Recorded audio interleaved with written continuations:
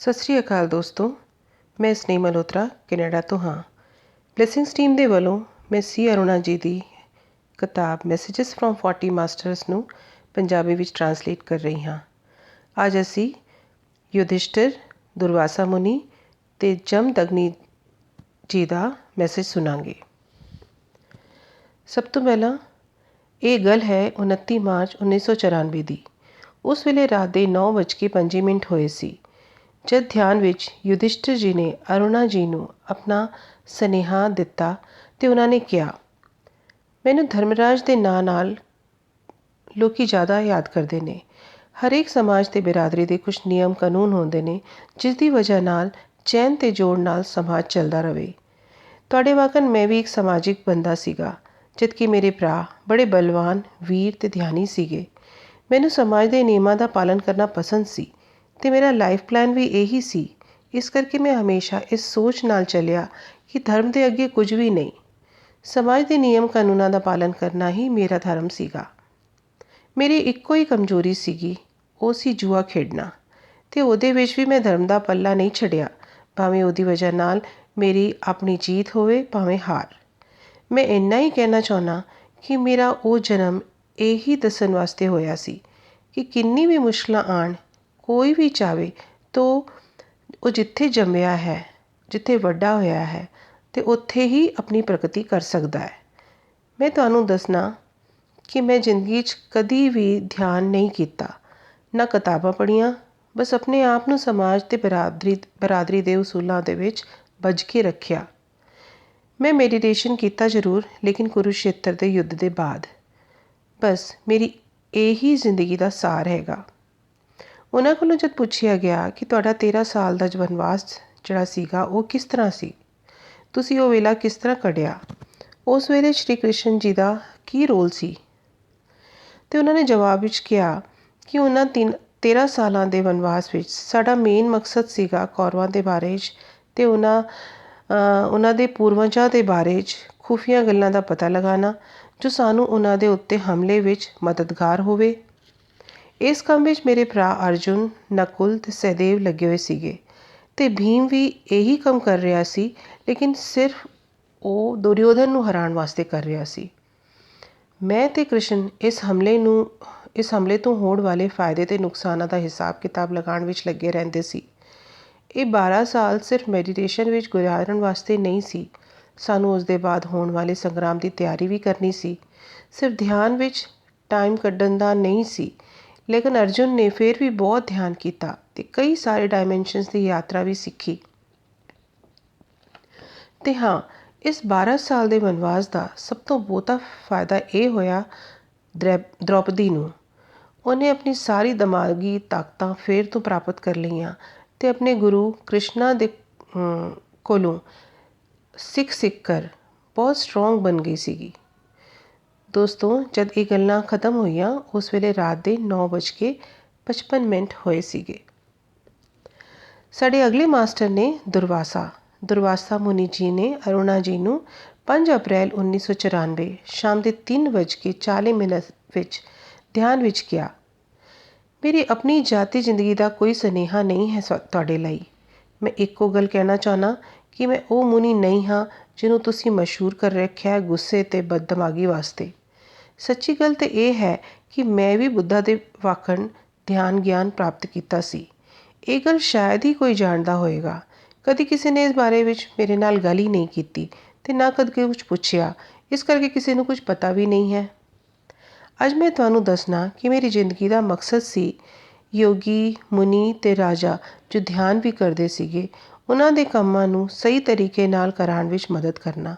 ਲੇਕਿਨ ਉਹ ਲੋਕ ਧਿਆਨ ਵਿੱਚ ਅਤੇ ਗਿਆਨ ਵਿੱਚ ਤਾਂ ਬੜੇ ਹੁਨਰਮੰਦ ਹੋ ਗਏ ਸੀ, ਉਹਦੇ ਬਾਵਜੂਦ ਵੀ ਬੜੀ ਮੂਰਖਾਂ ਗਲਤੀਆਂ ਕਰਦੇ ਸੀਗੇ। ਇਸ ਕਰਕੇ ਮੈਨੂੰ ਬੜਾ ਗੁੱਸਾ ਆਉਂਦਾ ਸੀ। ਮੈਨੂੰ ਇਸ ਗੁੱਸੇ ਦੀ ਵਜ੍ਹਾ ਨਾਲ ਮੇਰੇ ਕੰਮ ਵਿੱਚ ਨਤੀਜੇ ਵੀ ਵਧੀਆ ਮਿਲਦੇ ਸੀਗੇ। ਬਸ ਇਹੀ ਹੋਇਆ ਕਿ ਜਿਹੜੇ ਇਤਿਹਾਸ ਲਿਖਣ ਵਾਲੇ ਬੰਦੇ ਸੀਗੇ ਉਹ ਮੇਰੇ ਵਕਤ ਦੇ ਬੰਦੇ, ਜਦ ਮੈਂ ਯੋਗੀਆਂ ਨੂੰ ਅਤੇ ਰਾਜਾਵਾਂ ਨੂੰ ਪਿਆਰ ਨਾਲ ਸਿਖਾਉਂਦਾ ਸੀ ਉਸ ਵੇਲੇ ਤੋਂ ਗਾਇਬ ਹੋ ਜਾਂਦੇ ਸੀਗੇ, ਅਤੇ ਜਦ ਮੈਂ ਗੁੱਸਾ ਕਰਦਾ ਸੀ ਉਸ ਵੇਲੇ ਜ਼ਰੂਰ ਹਾਜ਼ਰ ਰਹਿੰਦੇ ਸੀਗੇ। ਹੁਣ ਤੁਸੀਂ ਦੱਸੋ, ਕੋਈ ਬੰਦਾ ਹਰ ਵੇਲੇ ਗੁੱਸੇ 'ਚ ਕਿਵੇਂ ਰਹਿ ਸਕਦਾ ਹੈ? ਉਹਨੂੰ ਹੋਰ ਕੋਈ ਕੰਮ ਨਹੀਂ ਹੁੰਦਾ? ਔਰ ਕਿਆ ਹੋਰ ਕੋਈ ਆਪਣੇ ਉਹਦੇ ਜਜ਼ਬਾਤ ਨਹੀਂ ਹੁੰਦੇ? ਹਾਂਜੀ, ਮੇਰਾ ਵੀ ਪਰਿਵਾਰ ਸੀ, ਪਤਨੀ ਅਤੇ ਨਿਆਣੇ ਸੀਗੇ।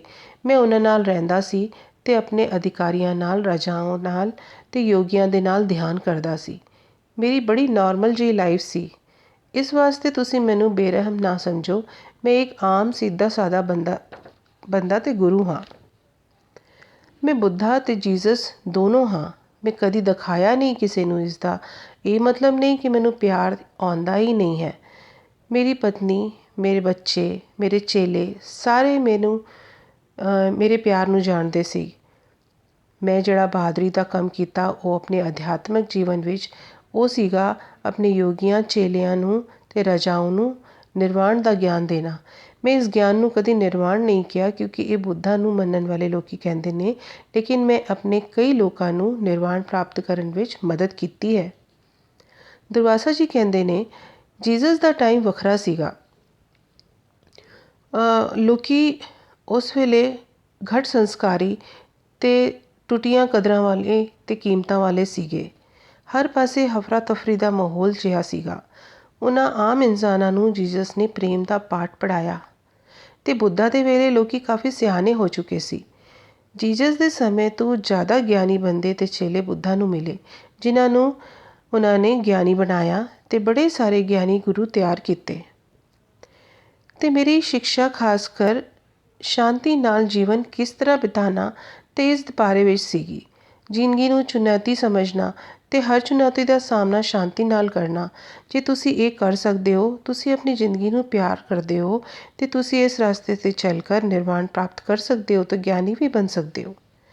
ਮੈਂ ਆਪਣੇ ਸਮੇਂ 'ਚ ਲੋਕਾਂ ਨੂੰ ਇਹੀ ਸਿਖਾਇਆ ਅਤੇ ਤੁਹਾਡੇ ਲੋਕਾਂ ਨੂੰ ਵੀ ਮੈਂ ਇਹੀ ਕਹਿਣਾ ਚਾਹੁੰਦਾ ਕਿ ਜੋ ਵੀ ਬੁੱਧਾ ਅਤੇ ਜੀਸਸ ਅਤੇ ਹੋਰ ਕਿਸੇ ਗੁਰੂ ਨੇ ਸਿਖਾਇਆ, ਤੁਸੀਂ ਆਪਣੀ ਜ਼ਿੰਦਗੀ ਨੂੰ ਪਿਆਰ ਨਾਲ, ਸ਼ਾਂਤੀ ਨਾਲ ਆਪਣੇ ਪਰਿਵਾਰ ਵਿੱਚ ਰਹਿ ਕਰ ਪਾ ਸਕਦੇ ਹੋ। ਇਹ ਮੇਰਾ ਵਿਸ਼ਵਾਸ ਹੈ ਕਿਉਂਕਿ ਮੈਂ ਤੁਹਾਡੇ ਲੋਕਾਂ ਨੂੰ ਇਸ ਰਾਹ 'ਤੇ ਚੱਲਦੇ ਹੋਏ ਦੇਖ ਰਿਹਾ ਹਾਂ। ਇਹ ਮੇਰੀ ਛੋਟੀ ਜਿਹੀ ਤਰਕੀਬ ਹੈ ਗਿਆਨ ਨੂੰ ਪ੍ਰਾਪਤ ਕਰਨ ਦੀ। ਇੰਨਾ ਕਹਿ ਕੇ ਦੁਰਵਾਸਾ ਜੀ ਨੇ ਰੱਬ ਰਾਖਾ ਕਿਹਾ। ਉਸ ਵੇਲੇ ਸ਼ਾਮ ਦੇ 3:40 ਹੋਏ ਸੀ। ਹੁਣ ਅਗਲੇ ਗੁਰੂ ਨੇ ਦੋਸਤੋ ਜਮਦਗਨੀ ਜੀ। ਉਹ ਦਿਨ ਸੀਗਾ 13 ਅਪ੍ਰੈਲ 1994 ਅਤੇ ਟਾਈਮ ਸੀ ਰਾਤ ਦੇ 10:05। ਜਮਦਗਨੀ ਜੀ ਨੇ ਕਿਹਾ ਕਿ ਮੇਰਾ ਅਸਲ ਨਾਂ ਇਹ ਨਹੀਂ ਹੈ। ਮੈਨੂੰ ਇਹ ਨਾਂ ਮੇਰੇ ਬੇਰਹਿਮ ਸੁਭਾਅ ਦੀ ਵਜ੍ਹਾ ਨਾਲ ਮਿਲਿਆ ਹੈ। ਅੱਜ ਤਾਈਂ ਤੁਸੀਂ ਸੁਣਿਆ ਹੋਵੇਗਾ ਕਿ ਗੁਰੂ ਸ਼ਾਂਤ ਸੁਭਾਅ ਦੇ ਹੁੰਦੇ ਹਨ, ਲੇਕਿਨ ਮੈਂ ਬਿਲਕੁਲ ਵੀ ਉਲਟ, ਗੁੱਸੇ ਵਾਲਾ, ਬੇਰਹਿਮ ਗੁਰੂ ਹਾਂ। ਮੇਰਾ ਮੰਨਣਾ ਹੈ ਕਿ ਕਰੂਰ ਅਤੇ ਬੇਰਹਿਮ ਹੋਏ ਬਗੈਰ ਕੋਈ ਗੁਰੂ ਜੋ ਚਾਹੁੰਦਾ ਉਹ ਪਾ ਨਹੀਂ ਸਕਦਾ। ਉਹ ਕਹਿੰਦੇ ਨੇ ਕਿ ਕੋਈ ਕੁਝ ਵੀ ਕਵੇ, ਮੈਂ ਮੰਨਾਂ ਕਿ ਇਹੀ ਵਜ੍ਹਾ ਨਾਲ ਤੁਹਾਡਾ ਆਤਮ ਵਿਸ਼ਵਾਸ ਵੱਧਦਾ ਹੈ ਅਤੇ ਤੁਸੀਂ ਕਿਸੇ ਵੀ ਗੱਲ ਨੂੰ ਸਾਫ਼ ਤੌਰ 'ਤੇ ਪੇਸ਼ ਕਰ ਸਕਦੇ ਹੋ। ਮੇਰੀ ਜ਼ਿੰਦਗੀ ਇਸ ਬੇਰਹਿਮੀ ਦਾ ਸਬੂਤ ਹੈਗੀ। ਇਸੇ ਦੀ ਵਜ੍ਹਾ ਨਾਲ ਮੈਂ ਆਪਣੇ ਪੁੱਤਰ ਪਰਸ਼ੂਰਾਮ ਨੂੰ ਸਿਖਾਇਆ ਕਿ ਮੈਂ ਉਹਦਾ ਪਿਤਾ ਅਤੇ ਗੁਰੂ ਹਾਂ, ਜਿਹਦੀ ਹਰ ਗੱਲ ਉਹਨੂੰ ਮੰਨਣੀ ਹੈ। ਮੈਂ ਉਹਨੂੰ ਆਤਮ ਵਿਸ਼ਵਾਸੀ ਅਤੇ ਸਵਾਭਿਮਾਨੀ ਬਣਾਉਣਾ ਚਾਹੁੰਦਾ ਸੀ, ਜੋ ਉਹ ਪਹਿਲਾਂ ਬਿਲਕੁਲ ਵੀ ਨਹੀਂ ਸੀ। ਅਤੇ ਆਪਣੀ ਮਾਂ ਅਤੇ ਉਸਦੇ ਬਾਅਦ ਭਰਾਵਾਂ ਨੂੰ ਮੇਰੀ ਆਗਿਆ ਨਾਲ ਉਸਨੇ ਆਪਣੇ ਫਰਸੇ ਨਾਲ ਮਾਰਨ ਦੀ ਜਿਹੜੀ ਘਟਨਾ ਹੋਈ, ਉਸਦੇ ਬਾਅਦ ਉਹ ਬਿਲਕੁਲ ਬਦਲ ਗਿਆ। ਇਸ ਤੋਂ ਪਹਿਲਾਂ ਉਹ ਹਮੇਸ਼ਾ ਪਿਆਰ ਅਤੇ ਸ਼ਾਂਤੀ ਦੀ ਗੱਲਾਂ ਕਰਦਾ ਸੀ। ਉਹਨੂੰ ਇਹ ਗੱਲ ਸਮਝ ਆਈ ਕਿ ਸ਼ਾਂਤੀ ਦੀ ਕੀ ਹੁੰਦੀ ਹੈ, ਸ਼ਾਂਤੀ ਹੁੰਦੀ ਕੀ ਹੈ, ਇਹ ਗੱਲ ਲੜਾਈ ਦੇ ਬਾਅਦ ਹੀ ਪਤਾ ਲੱਗਦੀ ਹੈ। ਅਤੇ ਮੈਂ ਅੱਜ ਵੀ ਬੇਰਹਿਮੀ ਨਾਲ ਹੀ ਪੇਸ਼ ਆਉਂਦਾ ਹਾਂ। ਮੈਂ ਕਹਿ ਚੁੱਕਿਆ ਹਾਂ ਕਿ ਮੈਂ ਇੱਕ ਪੱਕਾ ਬੇਰਹਿਮ ਮਾਸਟਰ ਹਾਂ। ਬੇਰਹਿਮੀ ਮੇਰੀ ਸਿੱਖਿਆ ਦੀ ਨਿਚੋੜ ਹੈ। ਮੈਂ ਸਮਝਣਾ ਇਹੀ ਹਥਿਆਰ ਹੈ ਤੁਹਾਡੇ ਆਂਢ ਗੁਆਂਢ ਰਹਿਣ ਵਾਲੇ ਬੇਵਕੂਫ ਬੰਦਿਆਂ ਤੋਂ ਨਿਪਟਣ ਦਾ। ਬੁੱਧਾ, ਜੀਸਸ ਅਤੇ ਹੋਰ ਵੀ ਜਿਹੜੇ ਗੁਰੂ ਨੇ, ਉਹਨਾਂ ਨੇ ਬੇਰਹਿਮੀ ਦਾ ਸਵਾਦ ਨਾ ਚੱਖਿਆ ਹੁੰਦਾ ਤਾਂ ਇਹ ਇੰਨੇ ਵੱਡੇ ਗੁਰੂ ਵੀ ਕਦੀ ਬਣ ਵੀ ਨਹੀਂ ਸਕਦੇ ਸੀ। ਉਹ ਕਹਿੰਦੇ ਨੇ ਕਿ ਮੇਰਾ ਸੁਨੇਹਾ ਹੈ ਤੁਹਾਡੇ ਵਾਸਤੇ, you survivor of the fittest concept is the true spirit of ruthlessness. ਜੇ ਤੁਸੀਂ ਬੇਰਹਿਮ ਨਹੀਂ ਹੋ, ਤੁਸੀਂ ਪਰਫੈਕਟ ਮਾਸਟਰ ਨਹੀਂ ਬਣ ਸਕਦੇ, ਭਾਵੇਂ ਤੁਸੀਂ ਕਿੰਨਾ ਵੀ ਗਿਆਨ ਅਰਜਿਤ ਕਰ ਲਿਆ ਹੋਵੇ। ਇੰਨਾ ਕਹਿ ਕੇ ਉਹਨਾਂ ਨੇ ਗੁੱਡ ਨਾਈਟ ਕਿਹਾ ਅਤੇ ਨਾਲ ਦੇ ਨਾਲ ਅਰੁਣਾ ਜੀ ਅਤੇ ਉਹਨਾਂ ਦੇ ਹਸਬੈਂਡ ਨੂੰ ਉਹਨਾਂ ਦੇ ਕੰਮ ਵਾਸਤੇ ਵਧਾਈ ਅਤੇ ਆਸ਼ੀਰਵਾਦ ਵੀ ਦਿੱਤਾ ਕਿ ਤੁਸੀਂ ਸਹੀ ਕੰਮ ਕਰ ਰਹੇ ਹੋ। ਹੋਰ ਮਾਸਟਰਸ ਨੂੰ ਵੀ ਬੁਲਾ ਕਰ ਉਹਨਾਂ ਦੇ ਵੀ ਸੰਦੇਸ਼ੇ ਲਓ ਔਰ ਲੋਕਾਂ ਨੂੰ ਦੱਸੋ। ਜਦ ਗੱਲ ਪੂਰੀ ਹੋ ਗਈ ਉਸ ਵੇਲੇ ਰਾਤ ਦੇ 10:30 ਵੱਜ ਰਹੇ ਸੀਗੇ। ਤੋ ਧੰਨਵਾਦ ਦੋਸਤੋ, ਅੱਜ ਲਈ ਇੰਨਾ ਹੀ।